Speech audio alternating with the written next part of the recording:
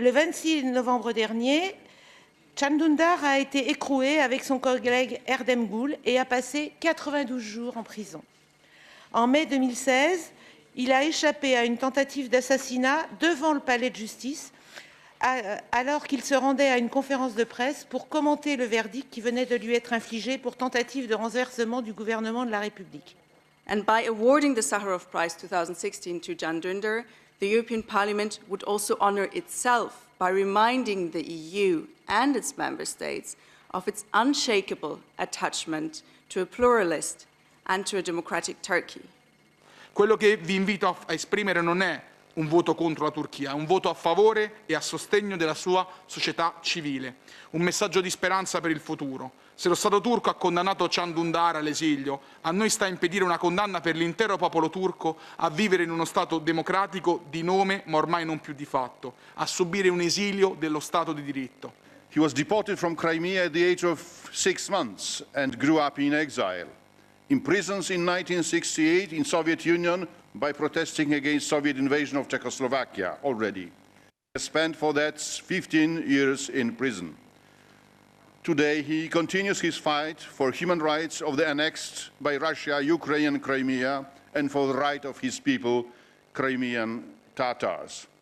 And I think it's important to send a signal now for a man who stands up not only for the rights of Crimean Tatars, who are directly threatened, their future is absolutely unclear, but who is standing up for the rights of Ukrainians, for Russians, on every field.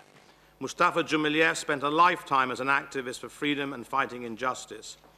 And 70 years after his deportation and 25 years after his return, he represents the moral and political leadership of the Crimean Tatar national movement and has become a symbol of the struggle to retain Crimea within Ukraine and fight for minority rights.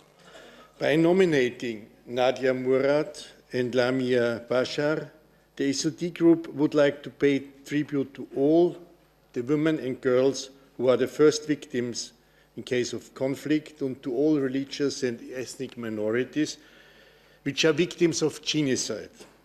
By terrorizing and targeting Yazidi women, the fighters of Daesh are deliberately initiating ethnic cleansing by using systematic rape as a weapon of war. The same tactic was used in Bosnia and is still used in the Great Lakes region in Africa.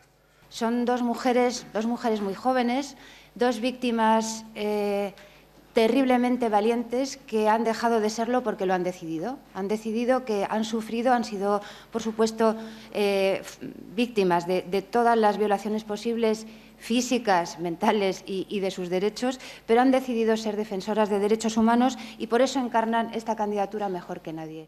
The ideal and the values for which Ilham Tohti has been persecuted and imprisoned are of significant importance in modern democratic societies.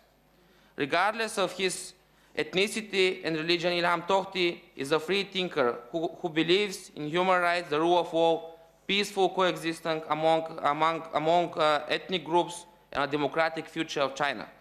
He has experienced his freedom of expression in the face of threats, detention, house arrest, and other attempts by the state to prevent him from speaking out against the repression and marginalization of the Uyghurs and other minorities as a people. He has knowingly taken personal risk to defend and facilitate dialogue between Uyghurs and Chinese on his Chinese language website.